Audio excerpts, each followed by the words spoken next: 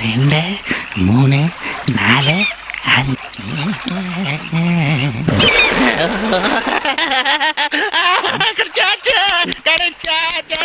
மச்சான் யார் தான் அவனுங்க எங்கிருந்து வந்திருக்கானுங்க? நமக்குன்னே புதுசு புதுசாக கிளம்பி வருவானுங்க போல.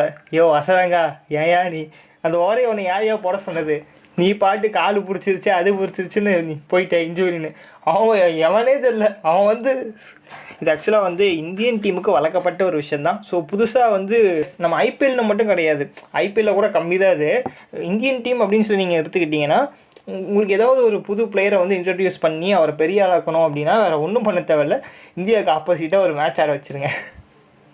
பிகாஸ் எந்த பிளேயர் வந்தாலும் சரி, அவரை வந்து பெரிய ஆளாக்கிறது எங்கள் வேலை. எமர்ஜிங் பிளேயர்ஸ் உருவாக்குறதா இந்தியன் டீமோட வேலையே. ஸோ எவனே தெரியாது, திடீர்னு ஒருத்தர் உள்ளே வருவான், அவன் யாருன்னு கூட இருக்கிற டீம்மேட்டு கூட தெரியாது. பட் அவன் வந்து விராட் கோலி விக்கெட் இருப்பான், ரோஹித் சர்மா விக்கெட் இருப்பான். கேமே வந்து இந்த மாதிரி டென் பண்ணிட்டு அசாஸ் பட்டேல்னு ஒருத்தர் நியூசிலாந்து வந்தான், அவன் யாருன்னே தெரியாது. ஃபார் எக்ஸாம்பிள் நான் சொல்கிறேன், அதுக்கு மேலே எக்கச்சக்கமான பேர்கள் இருக்குது. இந்தியாவுக்கு ஒரு மட்டும் இவங்கெல்லாம் மேட்ச் ஆடலைன்னா இவங்க யாருன்னே தெரியாது அப்படிங்கிற மாதிரி. ஸோ அந்த விதத்தில் இந்த சீரீஸில் எவனுமே மாட்டலை அப்படின்னு பார்த்தா ஸோ வந்திருக்காரு வேண்டர்ஸே. ஸோ அவர் கம்பேக் ஆவார்னு அவருக்கே தெரியாது, பட் இருந்தாலும் ஆகியிருக்கு. அதுதான் உண்மை. எனக்கு என்னமோ வந்து இது வந்து பிரம்மையா இல்லை வந்து தோற்று போனாலும் இந்த மாதிரி தோணுதான்னு தெரில. மேபி செகண்ட் இன்னிங்ஸில் கொஞ்சம் வந்து ஸ்பின்னர்ஸுக்கு இன்னும் கொஞ்சம் பெட்டராக இருக்கும். எனக்கு ஆக்சுவலாக ஃபஸ்ட்டு டாஸ் விழுந்தோன்னே என்னடா இது எப்போ பார்த்தாலும் நமக்கே தேசிக்கு வருது. போன மேட்ச் ஒரு எஃபெக்ட்லாம் பெருசாக இல்லை, நான் அந்த மாதிரிலாம் எக்ஸ்பெக்டே பண்ணல. இந்த மேட்ச் அதே மாதிரி தான் போகும் அப்படிங்கிற மாதிரி. ஏதோ போன தாட்டி ஆயிடுச்சு, இந்த அதே மாதிரி ஆக போகுது. அதை விட மோசமாகிடுச்சு. போன மேட்ச்சு கூட பரவாயில்ல போல்.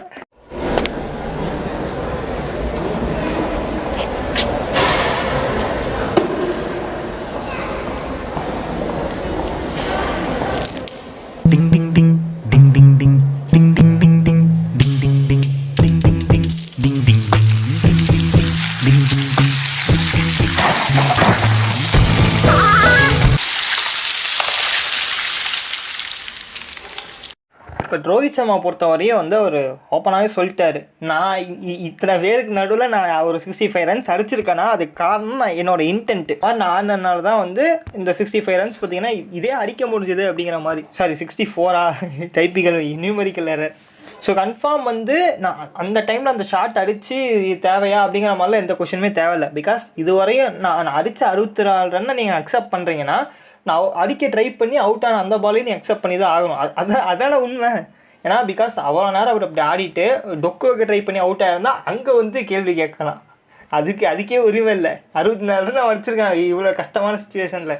ஸோ அதுக்கே கேட்கக்கூடாது. ஸோ அந்த வகையில் வந்து அவர் இன்டென்ட் அவர் அட்டாக்கிங் கிரிக்கெட் தான் வந்து ஆட போகிறார். T20 ரிட்டையர்மெண்ட் ஆனால் என்ன ஓடியில் ஆட முடியாதா அப்படிங்கிற மாதிரி தான் ஆடிட்டுருக்கு. ஸோ இங்கேருந்து வந்து நம்ம அவரை வந்து அவரே ஆக்சுவலாக வந்து யாரும் சொல்லலை, பட் அவரே வந்து கிளியர் மைண்டாக சொன்னார். ஸோ என்னோட கேம் ஆஃப் இன்டென்ட் தான் நான் சேஞ்ச் பண்ணுங்கிற அவசியம் இல்லை, நான் இப்படி தான் ஆட போகிறேன், எப்பயுமே இப்படி தான் ஆடுவேன் அப்படிங்கிற மாதிரி. பிகாஸ் ஆக்சுவலாக அந்த ஃபஸ்ட்டு பவர் பிளேயில் வந்து அந்தளவுக்கு அடித்ததுனால தான் இந்தளவுக்கு வந்துருக்குது.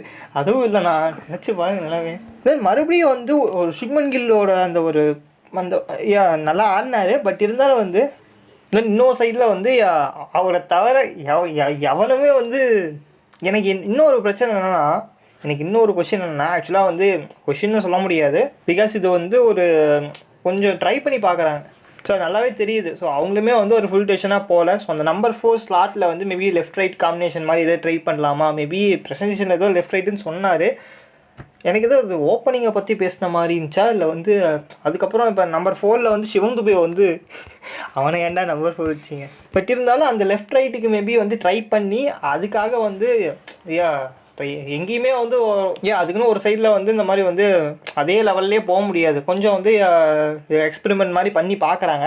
பட் கொஞ்சம் அந்த எக்ஸ்பெரிமெண்ட்டை ஒர்த்தியாக பண்ணாங்கன்னா பரவாயில்ல. சிவம் துபே போய் அவனுக்கு சும்மாவே காலை நவுத்த முடியாது. அவனை தூக்கி வேண்டர்ஸே முன்னாடி விட்டா என்ன ஆகும்? இல்லை என்னன்னா வேண்டர்ஸே ஒரு பக்கம் அவன் பாட்டு வந்து 6 விக்கெட் எடுத்துகிட்டு போயிட்டான். விட்டு அவன் மொத்தமாக அவனே முடிச்சிடுவான் போல். ஒவ்வொரு தினம் அவன் விக்கெட் எடுக்கும் போதும் வந்து பேட்டர்ஸால் வந்து அந்த ஓவர்ஸை கூட பாஸ் பண்ண முடியல. அவன் ஒரு பக்கம் வந்து விட்டுருங்க, அது எதுவுமே பண்ண முடியல. அவன் பாட்டு வரான் போடுறான் விக்கெட் எடுக்கிறான் உள்ளே போகிறாங்க இவனுங்க.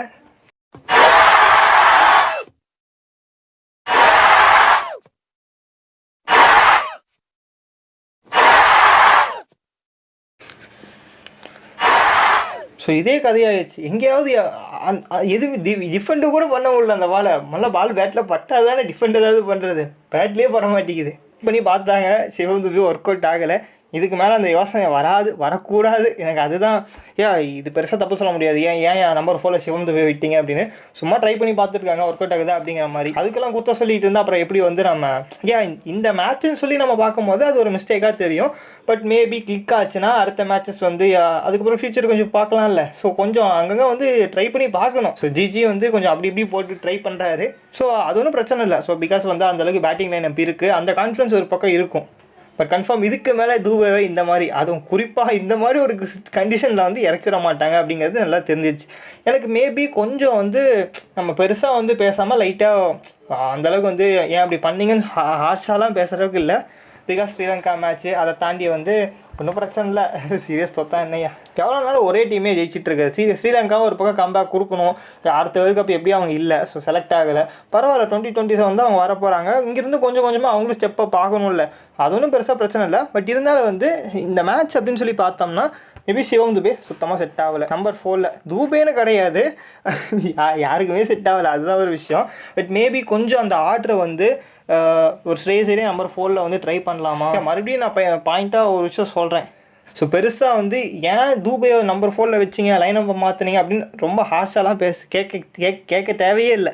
பிகாஸ் அவங்க எக்ஸ்பிளைன் பண்ணி தான் பார்க்குறாங்க. ஸோ ஒர்க் அவுட் ஆனால் ஓகே, ஒர்க் அவுட் ஆனால் அடுத்த மேட்ச் சேஞ்ச் பண்ணிப்பாங்க. பட் ஒரு நார்மல் ஃபேனாக இருந்தால் அண்டர்ஸ்டாண்ட் பண்ண முடியும். சில பேர் இதையே போட்டு தாக்கிட்டு இருக்காங்க. ஒரு நாள் நடக்கும், ஒரு நாள் நடக்காது. இப்போ ட்ரை பண்ணி பார்த்துருக்கேன். போன மேட்ச் வாஷிங்டன்ஸ் தான் ட்ரை பண்ணாங்க, செட் ஆகலை. இந்த மேட்ச் தூபே ட்ரை பண்ணாங்க.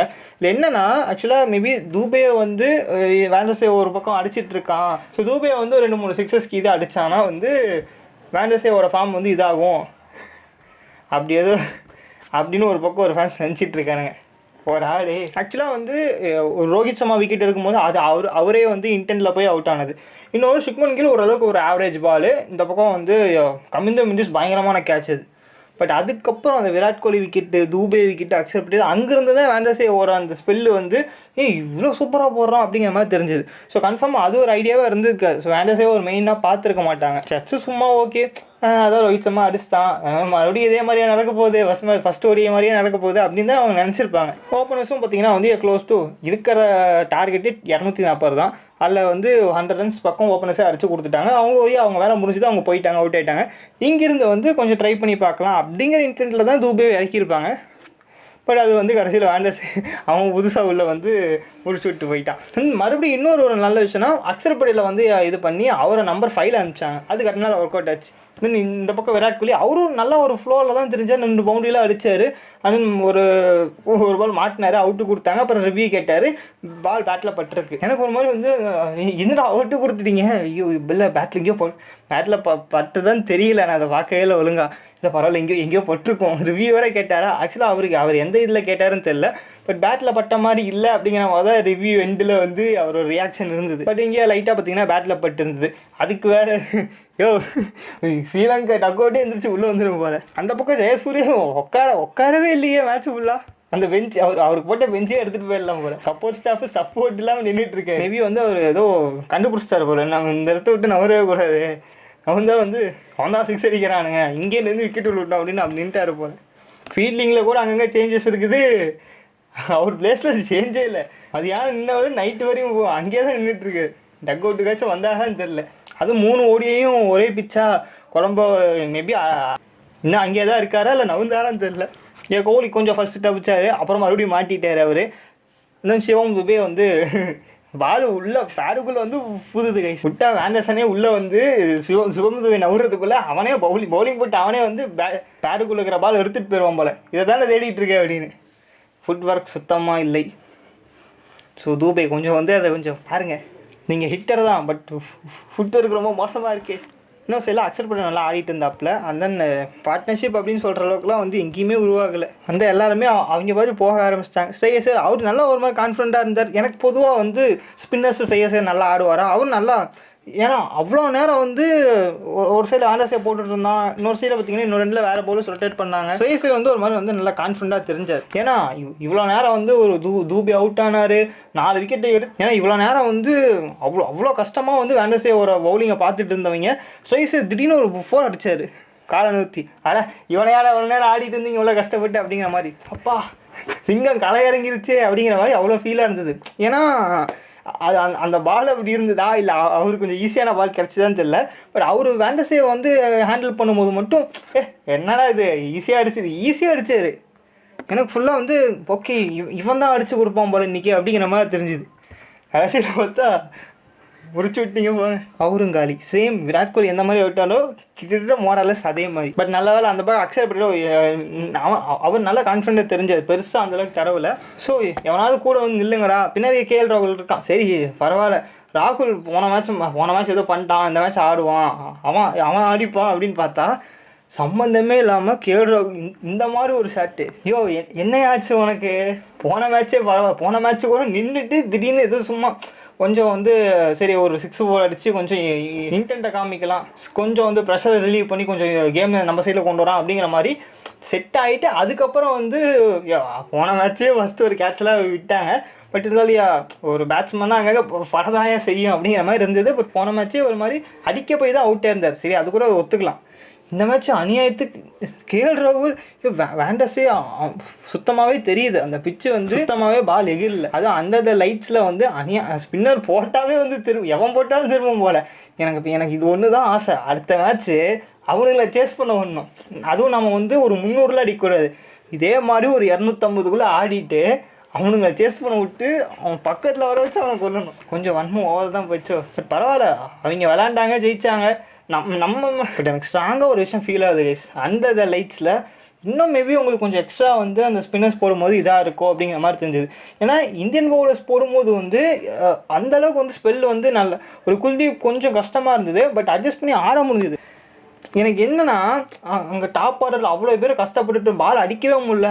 அந்த நேரத்தில் ஒரு அசலங்கா ஓவர்லேயோ இல்லை வேறு எவனோ ஒரு அவன் ஆல்டர்னேட்டிவ் ஓவரில் போய் அந்த மாதிரி ஒரு ஷாட்டை வந்து இந்த மாதிரி தேவையா அப்படிங்கிற மாதிரி தான் இருந்தது. வேறு எவனை அடிக்க போய் வந்து அவுட்டாக இருந்தாலும் கன்ஃபார்ம் அந்த கேள்வி வந்துருக்கும். பட் என்னன்னா வேண்டர்ஸு அவன் தான் இப்படி போடுறான்னு தெரியுது, அவன் பாலை போய் கட்டடிக்கிட்டு அதுவும் ஃபார்வேர்டில் போய் அவனை போய் கட்டடிக்க கேஎல் ராகுல் இல்லை, இது எங்கள் அண்ணன் இல்லை, இது எங்கள் அண்ணன் இல்லை, எங்கள் அண்ணன் ஏதோ பண்ணிட்டாங்க. ஸோ அவரு 0க்கு அவுட் ஆனதுக்கப்புறம் அவ்வளோதான் சொங்கிருச்சு. ஒரு பக்கம் அக்செப்ட் பண்ணி இந்த பக்கம் வாஷிங்டன் சுந்தர். பட் ஸ்டில் இருக்குது பின்னாடி குல்தீப் ஏதோ ஓரளவுக்கு ஆடுவான், பரவாயில்ல நீங்களாச்சும் ஏதோ பொறுமையாக கொண்டு போவாங்கடா அப்படிங்கிற. பட் அவங்களும் வந்து வாஷிங்டன்ஸ் வந்து ஒரு பக்கம் ஒரு ஸ்டாண்ட் பண்ணி ஆட ஆரம்பிச்சிட்டார். அக்ஷர் பட்டேல் மட்டும்தாங்க அவன் வண்டி மட்டும் தனியாக தெரியுது அப்படிங்கிற மாதிரி. அவன் இந்த மேட்ச்சுக்கும் ரோஹித் சர்மாட்ட போய் கத்திட்டு வந்துருப்பார் போல்.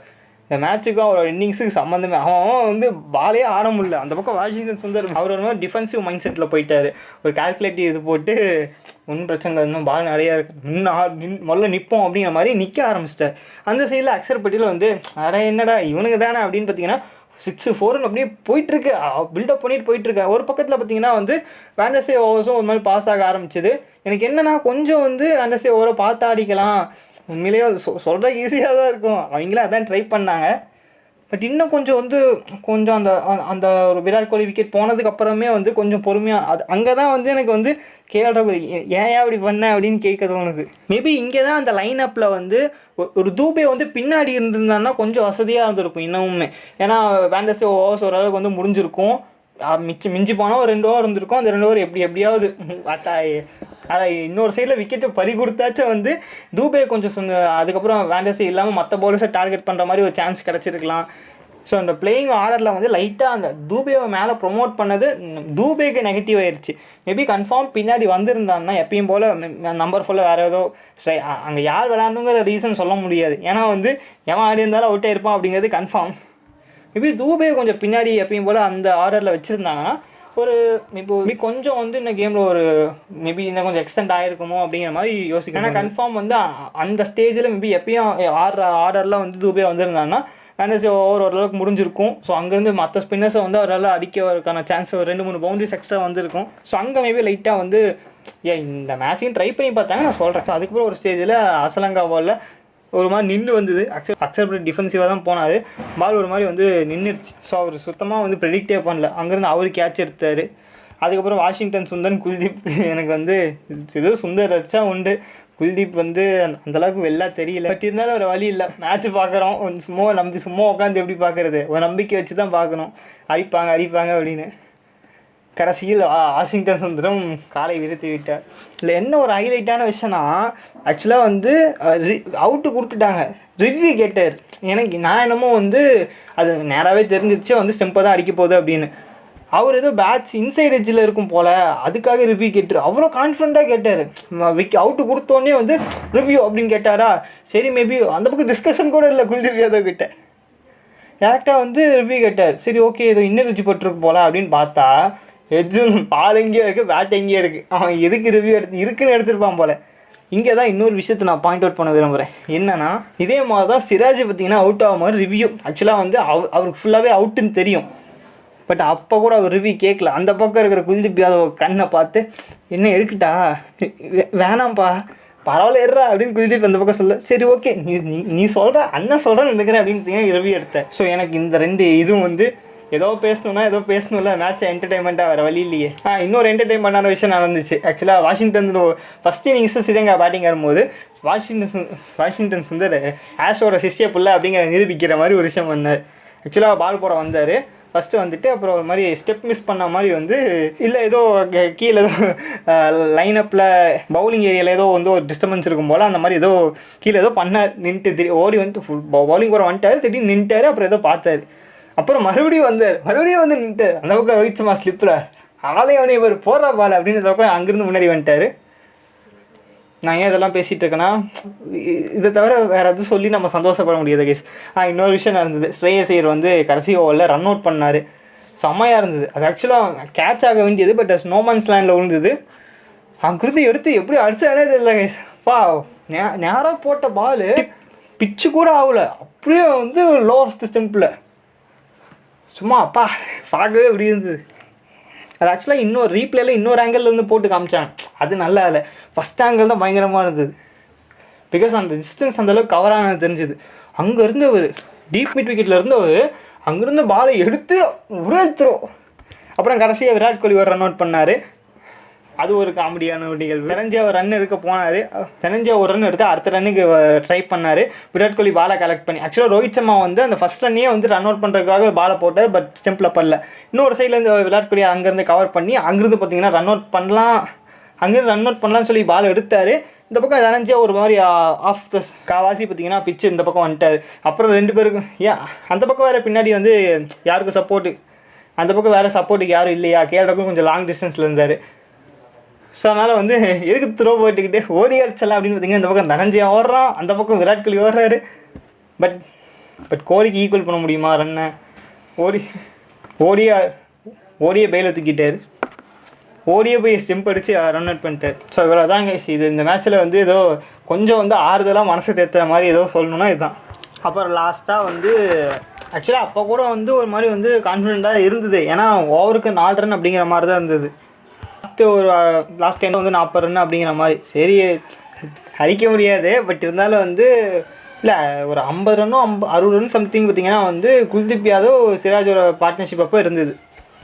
அங்கேருந்து எப்படியோ வந்து அங்கங்கே ஏதோ போய் எப்படியோ எடுத்து கடைசியில் லாஸ்ட் 10 ஓவர்ஸ் 40 ரன் அப்படிங்கிற மாதிரி இருந்தது. பட் லாஸ்ட் 10 ஓவர்ஸ் 40 ஓவர் அடிக்கலாம், யார் அடிக்கிறது? இவங்களும் ஒரு மாதிரி வந்து ஒரு நல்ல ஒரு டாட் பால் ஆடிட்டு, ஏன்னா அதுக்கப்புறம் நான் சொன்ன மாதிரி வந்து அந்த வாண்டர்ஷிப் அந்த ஓவர்ஸ் ஒரு 20 ஓவர் 25 ஓவருக்கு அப்புறம் வந்து ஒரு மாதிரி ஈஸியாக இருந்தது பேட்டிங் ஆட. அங்கே தான் மேபி ஒரு கேஎல் ராகுலோ இல்லை எவனா நின்றுந்தானா கொஞ்சம் ஈஸியாக அடிச்சிருப்பாங்க. ஃபஸ்ட்டு 10 ஓவர்ஸ் ஒரு மாதிரி ஈஸியாக இருந்தது பேட்டிங்க்கு. அதுக்கப்புறம் வந்து ஒரு 11 ஓவர்லேருந்து ஒரு 25 ஓவர்ஸ் வரையும் கொஞ்சம் கஷ்டமாக இருந்தது. ஆஃப்டர் 25 ஓவர்ஸ்க்கு அப்புறம் ஈஸியாக இருந்தது பேட்டிங் ஆட. அந்தளவுக்கு பால் வந்து யாருக்கும் டேர்ன் ஆகலை. சரி, ஏதோ கொஞ்சம் பரவாயில்ல, ஏதோ ஒரு ஹிஸ்டாரிக் மெமரி மாதிரி ஏதோ கிரியேட் பண்ணுங்கிறேன் அப்படின்னு மாதிரி பார்த்தா, இவங்களும் நல்லா சிராஜ் சூப்பராக ட்ரை பண்ணார். குல்தீப் ஏதோ பார்த்திங்கன்னா முடிஞ்சளவுக்கு ஆடினார். அங்கங்கே வந்து எஜ்ஜு பட்டெல்லாம் போச்சு. எப்பயோ ஒரு சிங்கிள்லாம் வந்தது டாட் பால்லாம் ஆடி எப்படியோ அந்த 4 ரன் எப்படியோ அந்த ரன் ரேட் அப்படியே மெயின்டைன் ஆகி வந்துட்டு இருந்தது. சரி பரவாயில்ல எதுவும் க்ளோஸாக கொண்டு போயிடுவாங்க அப்படின்னு பார்த்தா பரவாயில்ல இப்படியே போயிட்டு திடீர்னு எங்கேயோ ஒரு வைடு வரும், இல்லை நோவல்லாம் வராது. எங்கே நோவல் போட போகிறாங்க, ஏதோ எஜ்ஜு பட்டு பின்னாடி தேர்ட் மேன்லேயும் அந்த பக்கம் ஏதோ 4 போகும், இவங்க சுற்றி ஏதாவது 4 போனால் கூட டக்குன்னு கேம் மாறும் அப்படின்னு பார்த்தா அதே மொமெண்ட்டில் அப்படியே பதட்ட நிலையவே வந்துட்டு இருந்தது. அப்படியே 4 ரன் எங்கேயோ திடீர்னு பார்த்தீங்கன்னா அங்கங்கே வந்துகிட்டே இருந்தது. ஒரு மாதிரி கான்ஃபிடண்ட்டாக தெரிஞ்சுது. அப்புறம் திடீர்னு சிராஜ் அவுட்டு, கொஞ்சம் லோ கேப்ட் அசலங்கா லோ, அநியாயத்துக்கு பால் என்ன சாகுது பால் இங்கே வருது, சிராஜ் 8க்கு எப்படி ஆடுறது, அநியாயத்துக்கு பால் அவர் கால் பாதாள சோரத்தில் விழுந்துருச்சு, அவரோட காலோட பாதாளத்தில் விழுந்துருச்சு. எப்படி எடுக்க முடியாது, பட் இருந்தாலும் நான் சொன்ன மாதிரி அப்படியே விழுந்தவ தான். அப்படியே ஸ்மைலி ஃபேஸ் வச்சுக்கிட்டு என்ன பண்ணலாம், அவுட்டு தானே தெரியுது அப்படின்னு கேட்டு பரவாயில்ல எரிசிராஜ் இருக்குல்ல அப்படின்னு குல்தீப் சொல்லி எடுத்து அப்புறம் அவுட் ஆகி எப்படி வந்துருச்சு. இப்போ லாஸ்ட்டாக குல்தீப் அண்ட் ஹர்ஷ்தீப் அப்போ கூட ஒரு மாதிரி போயிட்டு இருந்தது. அப்புறம் கடைசியாக ஒரு மாதிரி அங்கங்கே திடீர்னு ஒரு பால் உள்ளே வந்தது, பக்குன்னு இருந்தது. அப்புறம் திடீர்னு ஒரு பால் உள்ளே வந்தது, இன்சைடு ஜாய் இந்த பக்கம் பின்னாடி போச்சு பால், ஸ்லிப்பில் அதை எடுத்து இந்த பக்கம் ரன் அவுட் பண்ணி விட்டான் குல்தீப். வராமல் இருந்திருக்கலாம், பக்கத்தில் தான் இருந்தது. என்ன பண்ணுறது, ஹர்ஷ்தீப் அந்த பக்கம் ஓடி வந்துட்டான். அங்கேருந்து ஆல் அவுட் ஆகி ஸ்ரீலங்கா மேட்சை ஜெயிச்சு 32 ரன்ஸில் அடித்ததே 240 தான், அதுலேயே 30 ரன். திருப்பி இந்தியாவோட ஸ்கோர் காரை பார்த்தா மனசு இந்த ஸ்ரீலங்கா சரி ஓகே இதுவும் கடந்து போகும், வேறு வழி இல்லை. பட் இருந்தாலும் ஒரு சைடில் ஸ்ரீலங்காவை நினைக்கும் போது பரவாயில்ல, நீ பெரிய லைட்டரா, இன்னும் அவங்க சைடில் எல்லாமே நல்லா இருக்குது கைஸ். இப்படிக்கு ஒரு மாதிரி ஒரு டீம் செட் ஆயிடுச்சுன்னு நினைக்கிறேன். ஸோ அந்த இன்ஜுரிஸில் இருந்தவங்க மட்டும் கொஞ்சம் அப்படியே வந்துட்டு அதில் கொஞ்சம் ஃபாஸ்ட் பவுலர்ஸ் வந்துட்டாங்கன்னா ஒரு மாதிரி டீம் செட் ஆகிடும். பிகாஸ் ஒரு மாதிரி T20 தான் மிடில் பெர்ஃபார்ம் பண்ணல, பட் இங்கே மிடில் ஆல்சோ ஒரு மாதிரி வந்துட்டாங்க.